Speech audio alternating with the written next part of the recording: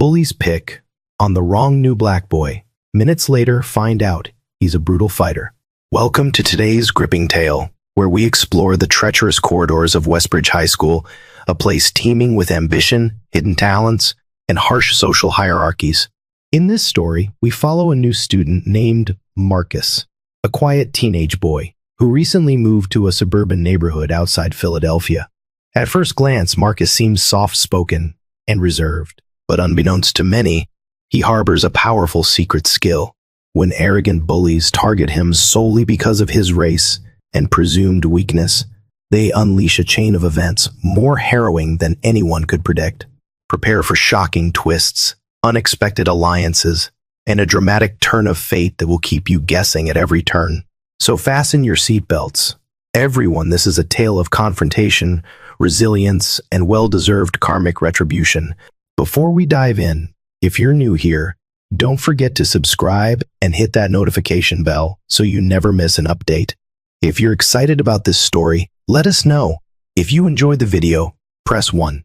If not, press O. Your feedback really inspires me to gather more uplifting and meaningful stories. When Marcus first stepped onto the campus of Westbridge High School, the sun was just beginning to climb over the horizon. He'd never seen so many gleaming facilities in one place: modernized science labs, a sparkling new basketball court, and a cafeteria rumored to be funded by a local tech philanthropist.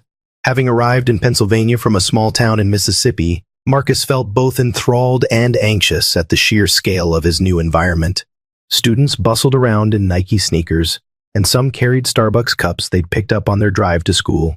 He noticed a group of varsity football players, all wearing matching Letterman jackets, laughing boisterously by the main entrance. This was the first sign that the social hierarchy here would be steep. Marcus clutched his schedule nervously, stepping forward into a new life, with no idea how drastically it would soon change. By the time the bell rang for first period, Marcus had already navigated 3 wrong turns. The campus map he held was beginning to tear at the folds. Students breezed past him without offering assistance, though a few gave him curious or even disdainful looks. Ignoring the stares, Marcus made his way to English class, thankful to be in the right place. He took a seat near the back, trying to blend in. However, it wasn't long before he sensed eyes on him. Whispered comments floated around. Is he new? Haven't seen him before. A couple of snide remarks about his hair or accent. Marcus looked up from his worn-out paperback of To Kill a Mockingbird, only to lock eyes with a group of kids who smirked menacingly. That moment, though brief, planted a seed of tension that would soon sprout into outright hostility. Marcus navigated through the day without too many interruptions until lunchtime. The massive Westbridge High cafeteria boasted not only a salad bar and daily specials, but also a small kiosk serving Starbucks coffee drinks. He waited in line, content with snagging a simple burger and fries. While he collected his lunch, he noticed a group of boys with swaggering postures push their way into the line. They were led by a cocky junior named Chad Wilkinson, known for his well-connected parents and unbridled arrogance. Behind him trailed Jesse Martin, a tall, broad-shouldered lineman on the football team, and a handful of others, all decked out in Westbridge Lions varsity jackets. As Marcus stepped aside to give them space, Chad bumped into him. Rather than apologize, Chad grinned condescendingly. "Watch it," Chad barked. Marcus gripped his tray, deciding it was best to walk away. That was the first time they crossed paths. What seemed like a small moment at the time would set the tone for the trials ahead. Marcus tried to settle into the cafeteria's far corner, hoping to go unnoticed. But the Westbridge Lions were on the prowl. Chad, Jesse, and the rest sauntered through the rows of tables, exuding overbearing confidence. They eventually spotted Marcus sitting alone, quietly eating his burger. They didn't even hide their intentions as they approached him. "You new here?" Chad asked, seating himself across from Marcus without permission. Marcus nodded, focusing on his food instead of Chad's piercing gaze. "That's quite a shirt you've got," Chad said, motioning dismissively to Marcus's worn black t-shirt. "Where'd you get it?" "Walmart bargain bin." A ripple of snickering spread among Chad's minions. Marcus paused, looking from one face to another, uncertain how to respond. He wanted to speak up, but the cafeteria was not the place to draw attention. He'd been in fights before, ones he preferred to forget. So Marcus swallowed his pride, forced a polite smile, and said nothing. Chad let out a single snide laugh. You're quiet. Let's see how long that lasts." And with that, they left Marcus alone. But from their lingering stares, it was clear the lions had identified their next target. That evening, Marcus trudged up the worn steps of his family's modest new home. It was a simple, single-story house on the outskirts of town, lined by a neat picket fence and a small patch of yard. Inside, the smell of fried chicken and cornbread wafted from the kitchen, reminiscent of the Mississippi meals Marcus missed. His mother, Lorraine, greeted him with a warm smile and asked how his first day went. Marcus forced a shrug. "It's fine, Ma. Just different." He retreated to his room, which was still half filled with moving boxes. Beneath one box, he found his father's old Marine Corps sweatshirt. His father had passed away when Marcus was young, but the man had left behind a fierce legacy. Not only had he been a decorated Marine, but also a skilled practitioner of Muay Thai and other martial arts skills he'd begun to teach Marcus before his untimely death. Marcus ran his fingers over the sweatshirt, recalling the intensive training sessions he'd undergone in secret, longing for a piece of his father's strength. They'd practiced counters, strikes, and discipline above all else. At Westbridge High, Marcus knew he might need those skills. A storm was brewing, and the bullies who pegged him as a target didn't realize the danger they were stepping into. The next few days at Westbridge were a swirl of introduction tests, class sign-ups, and endless teacher lectures about upcoming SAT prep. Marcus kept a low profile, wearing headphones between classes, and often slipping out the back doors to eat lunch alone by the old football bleachers. However, rumors about the new kid began circulating. Some claimed he was a troubled kid from a bad neighborhood, while others imagined he was some sheltered farm boy who had never seen city life. The gossip reached Chad and his crew, fueling their desire to see just how far they could push Marcus. Meanwhile, teachers remained oblivious. Westbridge prided itself on being a tolerant and inclusive environment, a narrative carefully maintained by the administration. If there was trouble brewing, it rarely reached the principal's ears at least, not until something dramatic happened. It was a Friday afternoon when Marcus's path crossed with Chad's crew once again. The final bell had just rung, and most students hurried out, eager to kick off the weekend. Marcus, however, had stayed behind in the physics lab to finish a complex problem set. When he stepped outside, the hallway was nearly deserted, except for Chad, Jesse, and two other members of the Lions. "Hey there, Walmart t-shirt," Chad sneered, blocking Marcus's path. "You got plans this weekend?" Marcus avoided eye contact. "Just heading home," Chad scoffed. "That's dull. Why don't you come hang out with us down by the old railroad tracks? We have some initiation for new kids." Marcus knew exactly what Chad intended, and he had no interest in playing along. "No thanks," Marcus replied evenly. Jesse stepped forward, towering over Marcus. You scared, kid?" Marcus tilted his head, exuding a quiet confidence. "Not scared, just not interested." For a moment, Chad appeared taken aback. Then he grinned. "Suit yourself, but watch your back next week. Might be some pop quizzes you're not prepared for." Marcus walked away without looking back, but inside, he felt a knot in his stomach. He knew their threats were only just beginning. That night, Marcus tried to forget the tension by focusing on homework. But the next morning, social media buzzed with rumors about a new student who disrespected the Lions. By Monday, the rumor mill was in full swing. Walking through the corridors, Marcus caught glimpses of mocking sneers or pitying looks. One of Chad's girlfriends, a cheerleader named Brittany, posted a vague but snide message on Instagram. "Some people need to learn their place. #lesson coming, #Walmart duds." Instantly, classmates inferred it was a jab at Marcus. To make matters worse, the Westbridge Lions were well loved by many. They'd secured the state championship in football the previous season, so the administration often turned a blind eye to their antics. Marcus felt cornered, yet he resolved not to let them push him around. If push came to shove, he reminded himself he wasn't as helpless as they believed.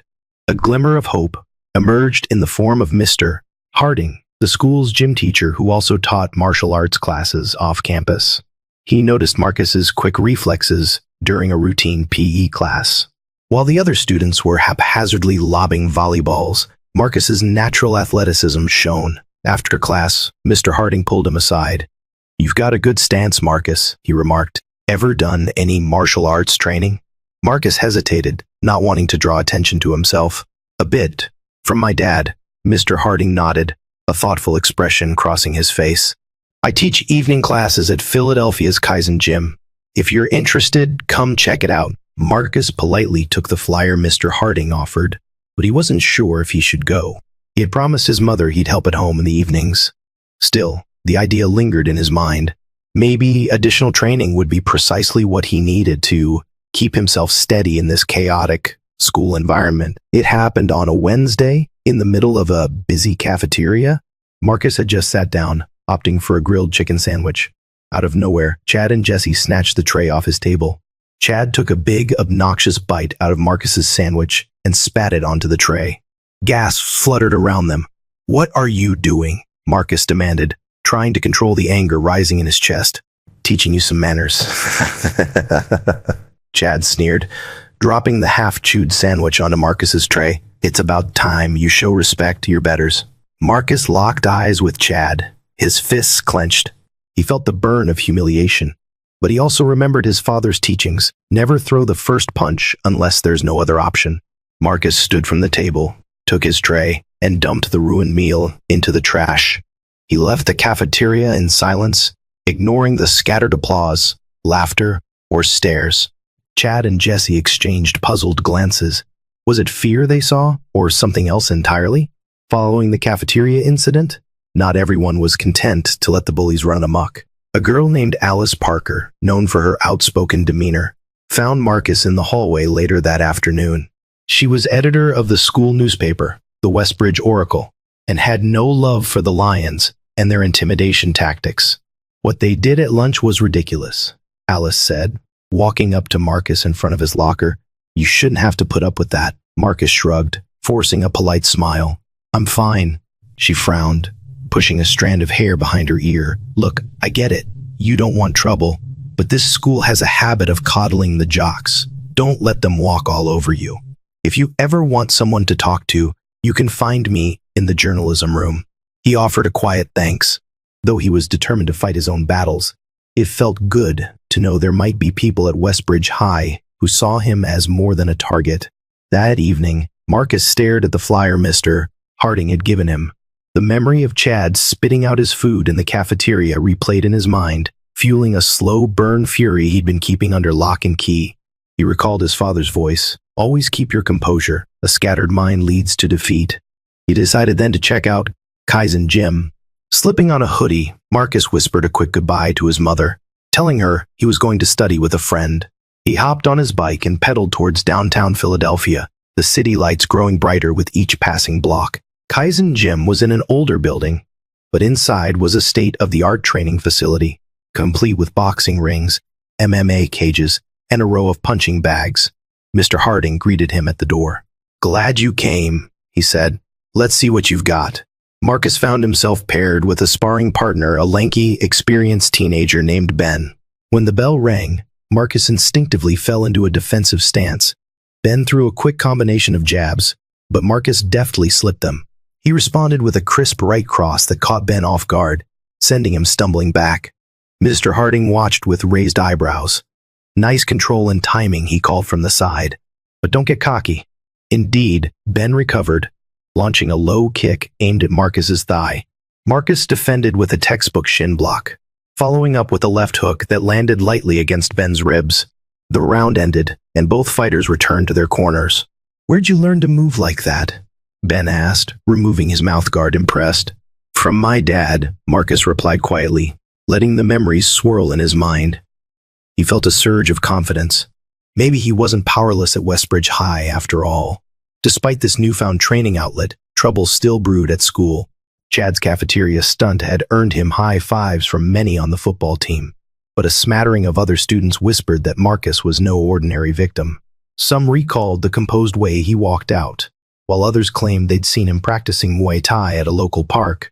As rumors swirled, Chad felt both uneasy and enraged. He thrived on fear and submission, and Marcus's calm demeanor grated on him. He began orchestrating small pranks to force a reaction, defaced Marcus's locker, left taunting notes, even flattened the tires on Marcus's bike. Each time, Marcus responded with infuriating calmness, refusing to give Chad the satisfaction of an angry outburst, but tension was mounting. Everyone knew it was only a matter of time before something cracked. A school assembly drew the entire student body into the auditorium one morning. It was about mutual respect and inclusivity, ironically hosted by Principal Silverman, who had no real grasp of the underlying tensions. The football team sat near the front, wearing brand new Lions sweatshirts, provided by a local sponsor, Dick's Sporting Goods. Marcus found a seat off to the side, scanning the crowd. He saw Chad exchange whispers with Jesse. Then, Chad's gaze flicked toward Marcus with a self-assured smirk. Something in that glance sent a ripple of foreboding through Marcus's mind. It was as if Chad had concocted a plan and was ready to set it in motion. The assembly ended with lukewarm applause. As students funneled out, Chad approached Marcus, feigning politeness. "There's a big party this weekend at my house. You should come. It's a good chance to meet people." The invitation felt like a trap, but Marcus also sensed a chance to confront the problem head-on. With deliberate calm, he nodded. "Maybe I will." A hush fell over Chad's group, clearly not the answer they expected. Chad's smirk widened. "Great. See you there." At home, Marcus weighed whether to attend Chad's party. He confided in his mother, leaving out the more brutal details of the bullying, simply saying he wanted to fit in. Lorraine eyed her son with a mixture of concern and pride. "You're old enough to make your own decisions, Marcus," she said gently, "but remember who you are, and if anything goes wrong, you call me immediately." He thanked her and retreated to his room. In his desk drawer, he kept a photograph of himself and his father. He remembered the lessons of self-discipline and courage. He felt that going to the party might put him in danger, but also that he could not keep running from intimidation. This time, he would face it head-on, and if push came to shove, he wouldn't back down. Chad's parents were out of town for the weekend, which meant his lavish two-story home became the party spot. Strings of LED lights illuminated the backyard, while inside, the living room pulsed with loud pop music and the smell of pizza. Marcus arrived just after 9 p.m., wearing simple jeans, a dark jacket, and a cautious demeanor. When he stepped through the door, heads turned. Some recognized him as the Walmart T-shirt kid, who was new and rumored to be tough. Chad, wearing a crisp polo shirt, instantly made a beeline for Marcus with an exaggerated grin. "Didn't think you'd show," Chad said, raising a red plastic cup. "Help yourself to the snacks," Marcus nodded, navigating the crowded space. He found a quieter corner by the sliding glass doors leading to the pool. He sipped on a soda, wary of any approach from Chad's group. Within minutes, Chad's posse gathered on the patio outside, whispering and watching Marcus's every move.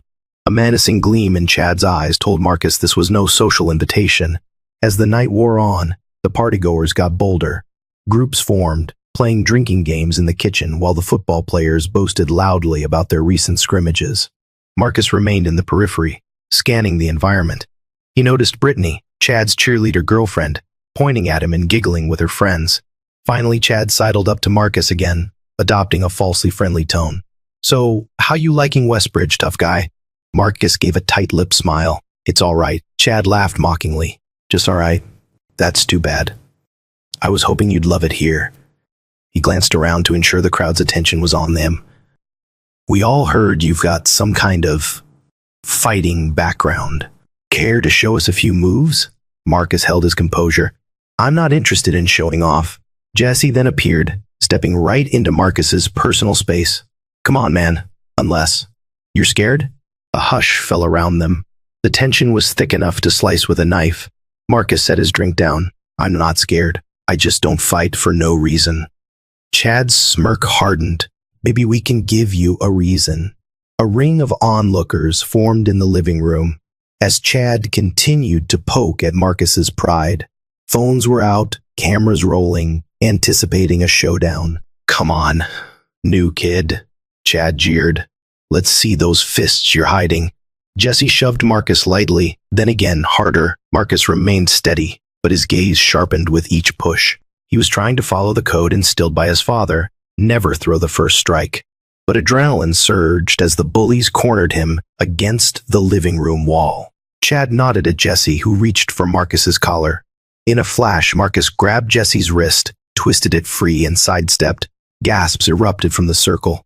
Jesse stumbled, fury alight in his eyes. Chad's grin twisted into a sneer. "You're going to regret coming here." Without warning, Chad swung a wild punch aimed at Marcus's jaw. Marcus ducked and countered with a lightning-fast jab, just enough to stun Chad without knocking him out. The crowd erupted in shock. In that moment, Jesse lunged at Marcus, attempting to tackle him to the floor.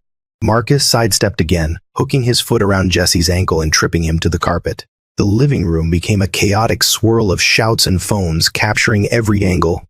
A few bystanders yelled for them to stop, while others egged the fight on. Chad scrambled to his feet, his face flushed with embarrassment and anger. He launched another punch, but Marcus deflected it, softly chopping at Chad's bicep, rendering it momentarily numb. Marcus tried to back away, breath ragged. "I don't want to fight," he repeated, voice low but firm. Yet the tension was too high, the crowd was too thirsty for a spectacle. Jesse, furious at being embarrassed, attempted a tackle from behind. Marcus spun, hooking his arm under Jesse's and pivoting his hips to flip the burly football player onto his back. A coffee table toppled over, sending soda cans and chips flying. The onlookers erupted into scattered shrieks as Chad and Jesse reeled, struggling to regain their footing. Two more varsity players rushed in, but Marcus controlled the room with astonishing fluidity. He blocked, dodged, then delivered measured counters that dropped them to their knees without causing lasting harm. Seconds later, the living room was littered with Chad, Jesse, and their buddies, all groaning and nursing bruises.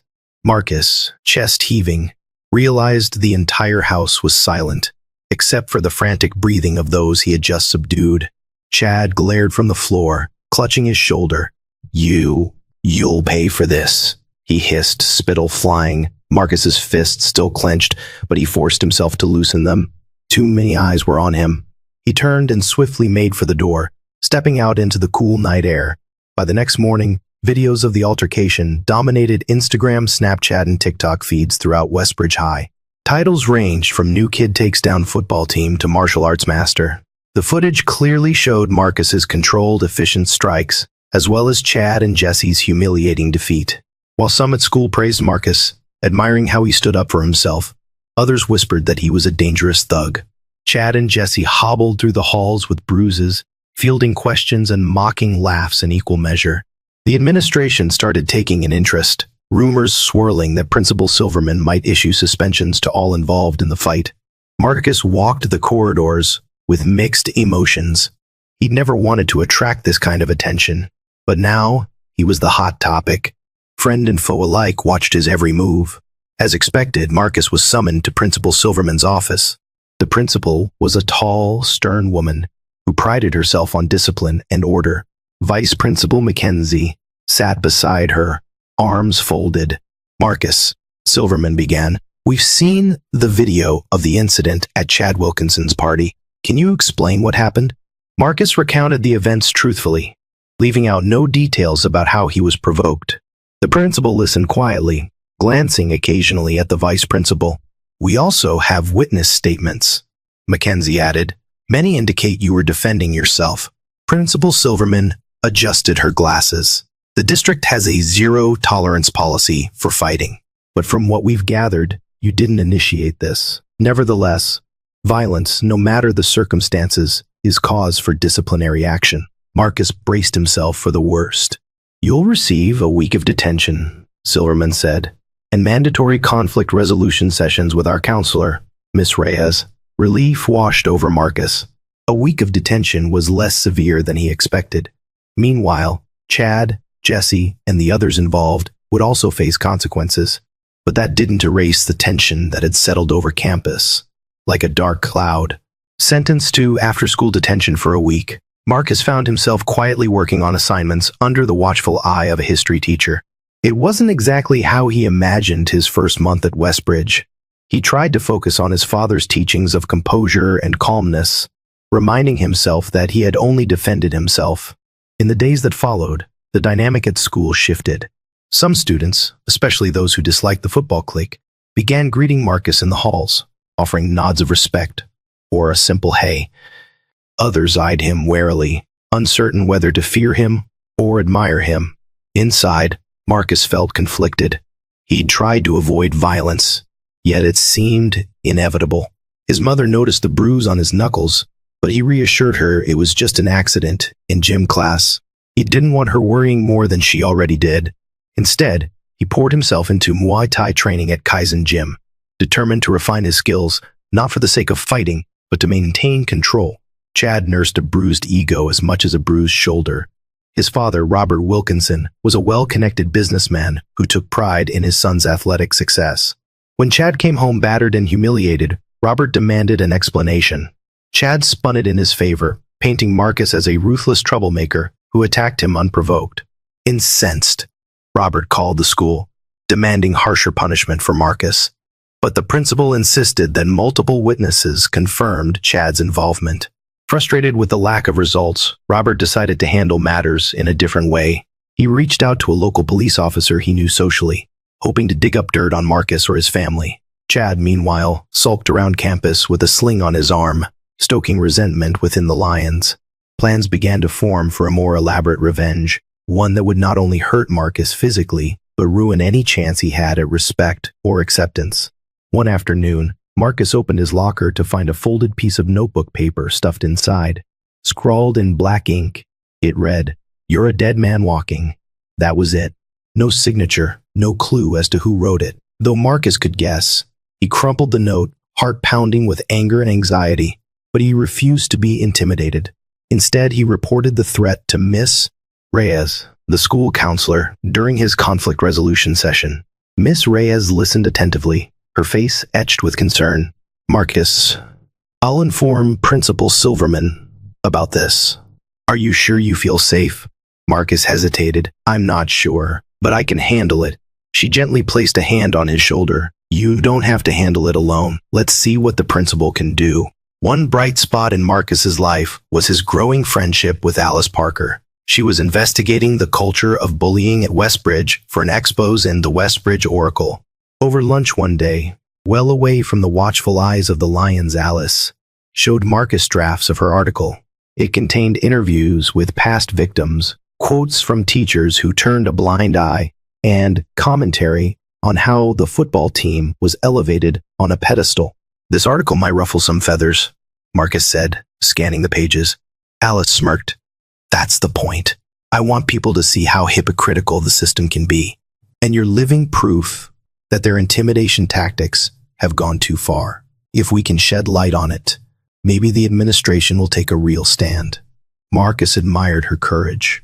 He also felt slightly uneasy. Exposing the Lions this publicly could provoke a backlash.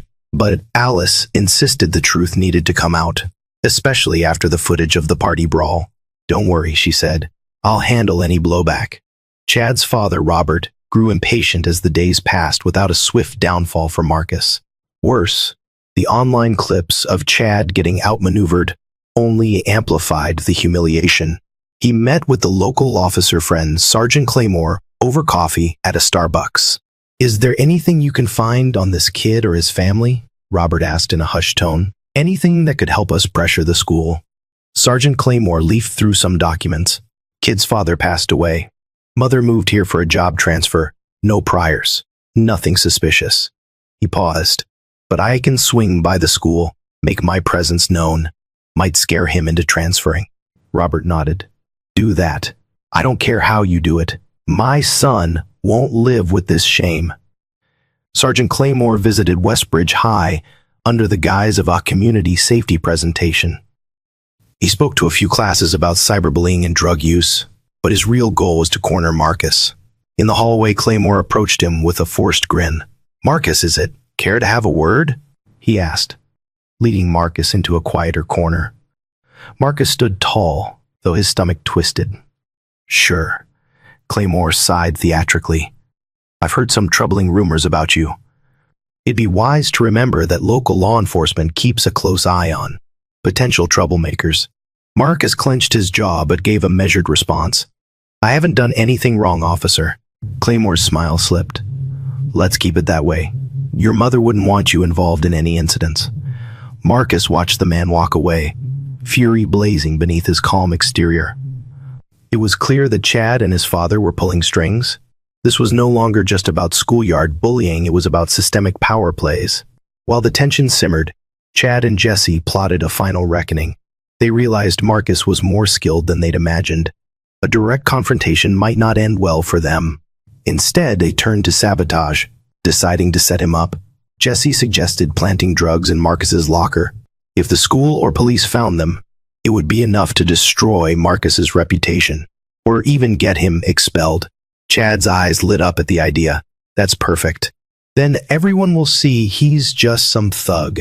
They spent days planning how to sneak contraband prescription pills they'd stolen from a family medicine cabinet into Marcus's locker. Chad leveraged his father's connections, ensuring that Sergeant Claymore would be coincidentally around for a locker inspection. The trap was set.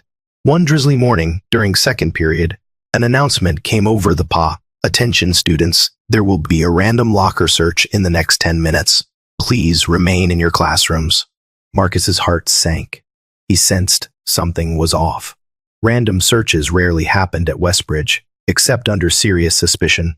Suddenly, Chad shot him a smug glance through the classroom window. Alarm bells rang in Marcus's head. When the lockers were inspected, Sergeant Claymore was indeed present, along with Vice Principal Mackenzie. They methodically opened each locker, rummaging through coats and backpacks. As they neared Marcus's locker, a hush blanketed the hallway. Chad and Jesse lingered nearby, feigning innocence. Claymore unlocked Marcus's locker. A tense silence followed. Suddenly, Claymore's hand emerged, clutching a small Ziploc bag filled with pills. Gasps swept down the corridor. Claymore held the pills aloft, his eyes locking on Marcus. Care to explain this? Marcus's mind reeled. He knew instantly this was a setup. He'd never seen those pills before, and he certainly hadn't stashed them in his locker. Nearby students whispered, snapping photos, while Chad grinned triumphantly. Mackenzie's face was pale. Marcus, this is serious. Marcus glared at Claymore. I've never touched those before. Someone put them there. Claymore smirked. Sure, let's take this to the principal's office. The humiliating walk to the principal's office seemed to last a lifetime. Marcus could feel the weight of stairs, the condemnation, and worst of all, the satisfied sneer on Chad's face as he watched from a distance. Principal Silverman sat behind her desk, her expression grave. Sergeant Claymore stood off to the side, arms folded. The Ziploc bag of pills lay on the desk like damning evidence. This is a violation of school policy, Marcus, she began. Possession of drugs can lead to immediate expulsion and potential legal consequences. Marcus spoke through clenched teeth. I've been set up, Principal Silverman. That's not mine. Silverman eyed Claymore, who gave a slight shrug. We found it in his locker, Claymore said. No one else was near it. For a moment, it seemed hopeless. Silverman's hand drifted toward the phone, presumably to call the district office. Marcus's pulse hammered. He thought of his mother, how devastated she would be. In that moment, everything felt on the brink of collapse. Then, a knock at the door. Alice Parker burst into the principal's office, eyes fierce with determination. She clutched her camera and a stack of printouts. Principal Silverman, you need to see this, she said, her voice trembling with urgency. Silverman frowned, irritated. Alice, we're in the middle of... It's important, Alice insisted, spreading photos on the desk. They were high-resolution stills, taken from the school's security cameras, images she'd quietly requested for her expos on bullying. One showed Chad and Jesse loitering near Marcus's locker at a suspicious hour, just after morning announcements. Another showed them quickly slipping a small bag inside. Silverman's eyes widened. Claymore's jaw tightened. Alice lifted her chin defiantly. It's all time-stamped. Chad and Jesse planted those pills. Marcus is innocent. A stunned hush fell upon the room. Marcus felt his chest lighten, relief coursing through him. Claymore tried to maintain composure, but Silverman shot him a piercing glare. You said this was found during a random search, she snapped at Claymore. But you were clearly targeting Marcus. Why? Claymore stammered. I had a tip. Silverman stood, face livid. I'll be reporting this to the district and the police department. As for Marcus, there will be no expulsion. She turned to him, her voice softening. I'm sorry, Marcus. You've been through enough. Claymore hastily excused himself, marching out of the office, his reputation tainted by the revelation that he'd colluded with Chad and his father. Alice handed Silverman the official request form for the security footage, ensuring everything was documented. With a nod, Silverman reached for her phone to call Chad and Jesse to the office. The fallout was swift and severe. Chad and Jesse were suspended indefinitely, pending a school board review for expulsion. Robert Wilkinson's attempts to shield his son from consequences only backfired when the local news picked up the story. High school bullies planned drugs, caught on security footage. Sergeant Claymore faced an internal investigation for misconduct. While he wasn't immediately fired, his position in the department was tenuous. The entire fiasco became a cautionary tale of privilege and abuse of power. Marcus, meanwhile, walked the halls no longer as a pariah. Students who once whispered or mocked him now offered supportive words. Some apologized for believing the rumors. For the first time since he arrived at Westbridge, Marcus felt a sense of belonging. In the days following the scandal, Marcus found himself surprisingly at peace. The tension that had cloaked him like a shadow had lifted. Teachers gave him encouraging smiles. Classmates waved hello. He even reconnected with some friends from detention who realized he wasn't the thug they'd assumed. He continued to train at Kaizen Gym, guided by Mr. Harding's mentorship. His skill level rose quickly, his focus and determination sharpened by the chaos he'd endured. He wasn't training to fight bullies anymore. He was training to honor his father and embrace the discipline that came with martial arts. One afternoon, Mr. Harding patted Marcus on the shoulder after a sparring session. "Your progress has been remarkable. Ever consider competing in amateur tournaments?" Marcus smiled. "Maybe one day. For now, I just want to keep growing." Alice's investigative piece finally went live in the Westbridge Oracle, accompanied by photos, interviews, and commentary on the toxic environment fueled by unchecked privilege. The article highlighted Marcus's story as a turning point. The administration could no longer ignore systematic bullying, and Principal Silverman announced measures to ensure a safer, more equitable environment. A school assembly was convened this time with real substance. Teachers and student leaders spoke about unity, respect, and accountability. No one mentioned Chad by name, but the subtext was clear. Marcus sat in the crowd, relieved that the conversation around bullying had shifted. Perhaps future students wouldn't endure what he did. Surprisingly, Jesse approached Marcus in the hallway not long after returning from suspension. His face was solemn, eyes weighed down with regret. "Marcus," Jesse began, "I just want to say, I'm sorry. We took things too far." Marcus studied him, unsure if this was genuine or just damage control. But Jesse looked sincere, even embarrassed. "Things got out of hand and I guess I followed Chad too blindly. I'm not asking you to forgive me, but I just wanted you to know I'm done with that." After a pause, Marcus extended his hand. Jesse shook it awkwardly. It wasn't an instant friendship, but it was a small step towards closure. Chad, on the other hand, was nowhere to be seen. Rumor had it that his family had pulled him out of Westbridge High to avoid expulsion. Whether he moved to a private school or was homeschooled, no one seemed certain. The once proud star athlete had vanished under a cloud of disgrace. In the following weeks, new gossip circulated that Chad's father had lost a major business contract, partly due to the negative publicity. It was karmic retribution of the highest order, a father's arrogance, toppling his son's future and tarnishing his own reputation in the process. Marcus only heard these rumors secondhand. He didn't gloat or celebrate.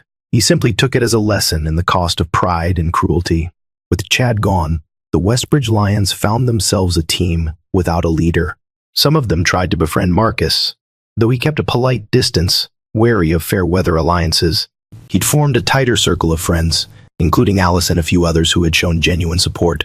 Walking into the cafeteria now felt different. He no longer slunk to the shadows. He joined a table of diverse students from various clubs.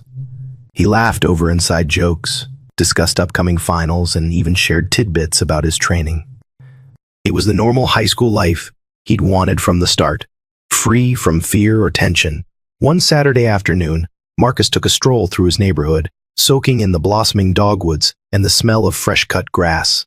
He paused at a small playground, reminiscing about Mississippi and how he used to practice kicks against tree trunks. He felt the phone in his pocket buzz. It was a text from Alice. "Draft of my new article about you is done. Want to proofread?" Marcus smiled. It struck him how far he'd come from a frightened newcomer to a symbol of resilience. He texted back, "Sure, meet you at the library in an hour."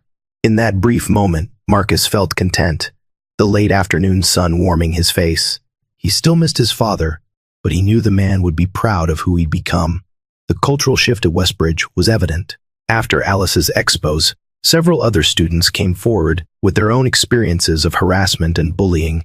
The school board launched a new Student Integrity Council, inviting volunteers to mediate disputes before they escalated. Marcus was asked to join, but he politely declined. He preferred to keep a lower profile. However, he still participated in open forums, speaking honestly about his experiences. His calm yet firm demeanor made an impact, prompting other students to find their voices. In group discussions, people marveled at how this once quiet new kid had stood up to the biggest bullies, and in doing so, inadvertently changed the school's culture. At Kaizen Gym, Marcus continued to channel his energy. Each training session felt like a release of all the pent-up frustration and trauma he'd endured. He sparred with new partners, honed his combos, and practiced advanced maneuvers. Mr. Harding occasionally invited professionals to give seminars on mental conditioning and sports psychology, which Marcus found invaluable. One evening, after an intense workout, Marcus caught a glimpse of himself in the mirror. Sweat dripped down his brow, muscles taut from exertion. He hardly recognized the timid boy who first set foot in Westbridge High. He'd grown in confidence and skill, forging a steely resolve. In that reflection, he saw a fighter in every sense of the word. At home, Lorraine noticed the change in her son. He seemed lighter, more at ease, and even excited about school. She called him into the living room one night, handing him a steaming mug of hot chocolate. "You seem happier," she said softly, studying his face. Marcus smiled. "I am. Things have gotten better. I feel like I'm finally settling in." She placed a gentle hand on his arm. "I know your father would be proud. You've handled a lot of adversity with a strength beyond your years." Marcus nodded, emotion threatening to overwhelm him. He took a careful sip of hot chocolate, savoring the warmth. In that moment, the love and encouragement in his home felt like a balm for the wounds of the past few months. Just as Marcus began to think the drama was over, an announcement at school caught his attention. The annual citywide martial arts invitational was coming up, hosted at the Wells Fargo Center in downtown Philadelphia. Mr. Harding encouraged advanced students from Kaizen Gym to sign up. "It's a friendly competition," Mr. Harding said. "A chance to test your skills against others across the city. You do well there, Marcus. You've got the discipline and technique." Marcus hesitated. Competing in a public tournament was a big step. Still, something in him stirred a desire to prove to himself that he could rise above everything. He decided to register. This wasn't about ego. It was about growth and closure, channeling the adversity he'd faced into something positive. Training for the invitational was rigorous. Marcus dedicated hours every evening, drilling combinations, perfecting his footwork, and working on stamina. Outside the gym, he ran through the quiet suburban streets, pushing himself to maintain peak conditioning.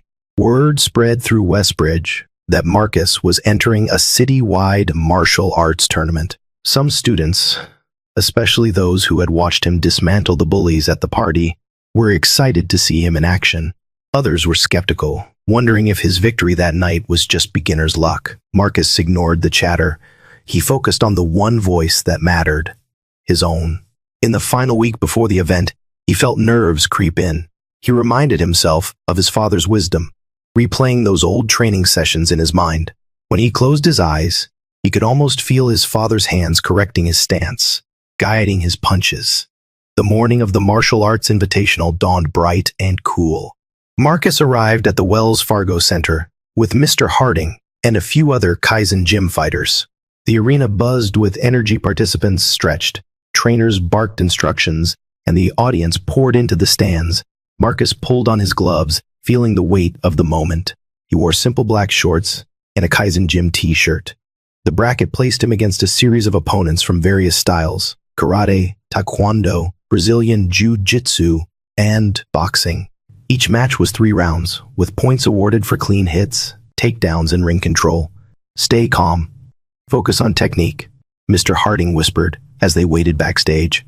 "Use your gifts of timing and precision." Marcus inhaled deeply, stepping onto the mat for his first match. His first opponent was a boxer named Reggie, with quick jabs and footwork. Marcus took a few glancing hits, but relied on leg kicks to disrupt Reggie's rhythm.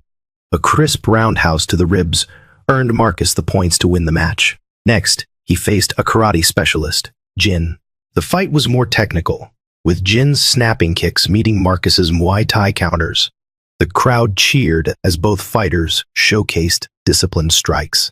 Marcus ultimately scored a decisive sidekick that sent Jin off balance, winning on points again. By midday, Marcus had advanced to the semifinal round, surprising some spectators. He rested backstage, sipping water and wiping sweat, adrenaline coursing. He recalled how he'd once cowered in the high school cafeteria. Now he was here, forging his destiny. The semifinal pitted Marcus against a seasoned competitor named Ivan, a stocky wrestler who excelled in takedowns. The bell rang, and Ivan immediately shot in for a double-leg takedown. Marcus sprawled, using his training to block and maneuver out. Ivan persisted, scoring a partial takedown in the second round. Marcus found himself on the mat, struggling to prevent Ivan's ground control. Summoning calm, he recalled some jiu-jitsu tips Mr. Harding had given him. Shrimp, create space, regain a solid base. Slowly, Marcus escaped the hold and returned to his feet. In the final round, Marcus landed a fierce elbow strike that staggered Ivan. It was enough to tilt the judges' score in Marcus's favor. When the referee raised Marcus's hand in victory, cheers erupted throughout the stadium. He was one match away from the championship. For the finals, he faced Raphael, a Muay Thai veteran who had been training since childhood. Raphael was taller, with a reach advantage. As they circled each other, the tension in the arena crackled. Raphael struck first, launching a flurry of kicks and elbows. Marcus deftly blocked and countered, but each exchange felt like a test of will. The first round ended in a near draw. Between rounds, Mr. Harding urged Marcus to stay patient. "Pick your shots, let him tire himself out." Raphael came out strong in the second round, unleashing punishing leg kicks that wobbled Marcus. Pain flared, but Marcus's training had taught him to fight through discomfort. He answered with a series of body kicks and sharp jabs, stealing some points back. Entering the third and final round, both fighters were fatigued. The crowd roared. Marcus locked eyes with Raphael, a quiet mutual respect passing between them. They exchanged strikes in a rapid-fire dance of offense and defense. Then it happened. Raphael attempted a high kick, but Marcus anticipated it. He caught the leg, twisted his hips, and swept Raphael's supporting foot. Raphael tumbled, and Marcus followed with a calculated knee strike to the torso, just enough to score points without crossing into dangerous territory. The referee separated them, and the timer buzzed, ending the final round. Marcus and Raphael stood in the center, breathing heavily, awaiting the judge's decision. "Your winner, by a split decision, Marcus Green." A wave of exhilaration washed over Marcus. He'd done it. He'd tested himself on a public stage and emerged victorious. As the medal was placed around his neck, Marcus felt more than just the thrill of victory. He felt closure. This journey, arriving as an outcast, enduring torment, unveiling a deeper strength had led him here, standing triumphant in front of a cheering crowd. Raphael shook Marcus's hand, complimenting his skill. The audience applauded both fighters. Mr. Harding beamed with pride, patting Marcus on the back. It wasn't just about winning, it was about the transformation that had occurred inside Marcus. The boy who once walked Westbridge's halls with trepidation was now a champion in his own right. When Monday came, Marcus returned to school with the weight of the medal in his backpack. He kept it concealed, not wanting to brag, but word traveled fast. A handful of classmates who attended the invitational spread the news. Soon, students were congratulating him in the halls. Alice wrote a follow-up article praising his sportsmanship. Even some of the Lions, those who once sneered, gave him nods of respect. Marcus accepted it all graciously. He understood that respect born from force or victory wasn't the same as genuine friendship, but it still felt like a weight had been lifted from his shoulders. That evening, Marcus returned home to find his mother sitting at the kitchen table, staring at a package wrapped in plain brown paper. "This arrived for you," she said, a mixture of curiosity and pride in her voice. Inside was a new set of Muay Thai gloves and a note reading, "Congratulations on your win. Keep pushing forward. An old friend of your father's." Marcus's throat tightened. He thought of the father he'd lost, the legacy he was carrying. He traced the stitching on the gloves, eyes brimming with gratitude and determination. Later that night, Marcus stood in his room, gazing at a framed photograph of him and his father. Though many challenges had tested him since arriving at Westbridge, he had proven that resilience, dignity, and skill could triumph over hatred and cruelty. He remembered the bullies' sneers, the humiliating attempts to degrade him, and the dirty ploys that almost destroyed his future. Yet here he was standing tall, undefeated in spirit. The seeds of injustice had borne the fruit of perseverance and growth. He felt a wave of thankfulness for those who'd stood by him, his mother, Alice, Mr. Harding, and even Jesse, who had shown remorse. It was a new chapter in his life, and he was stepping forward with confidence.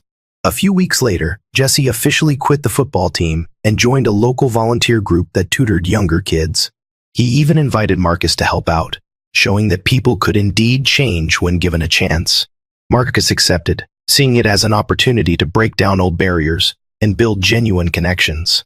Alice moved on to bigger stories for the Westbridge Oracle, including an in-depth piece on community outreach programs. She and Marcus occasionally had lunch together, discussing everything from current events to college aspirations. The school atmosphere continued to improve as more voices spoke against bullying.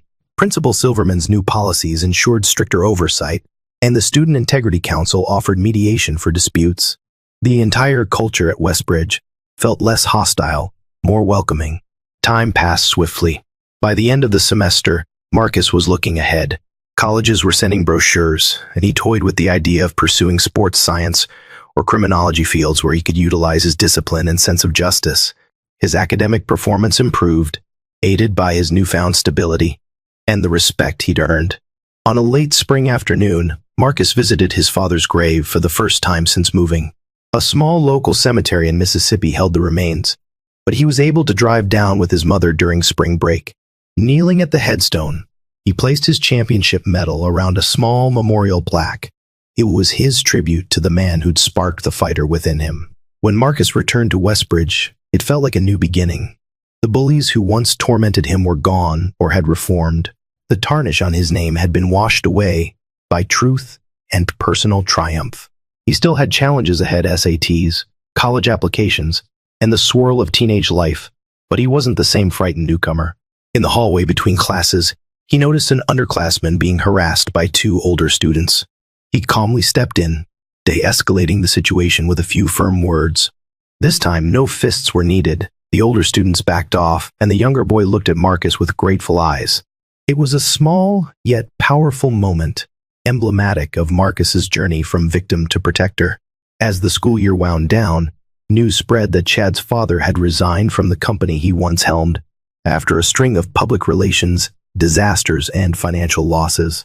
Chad was rumored to be attending an alternative program in another state. The Wilkinson family had lost the power they once wielded so carelessly. For Marcus, that was karmic justice. Those who spread misery eventually faced consequences. He didn't revel in their downfall, but he couldn't deny a sense of closure. He remembered Chad's sneer, Jesse's thuggish grin, and Claymore's intimidation tactics. Each had tried to break him, each had fallen in their own way. Marcus had emerged stronger, forging his destiny through determination and moral fortitude. In the final days of the semester, Westbridge buzzed with excitement over prom, yearbook signings, and summer plans. Marcus decided to skip prom. He wasn't much for dancing in crowded gyms, and instead planned a quiet weekend with Alice and a few friends, celebrating the year's end at a small barbecue by the lake.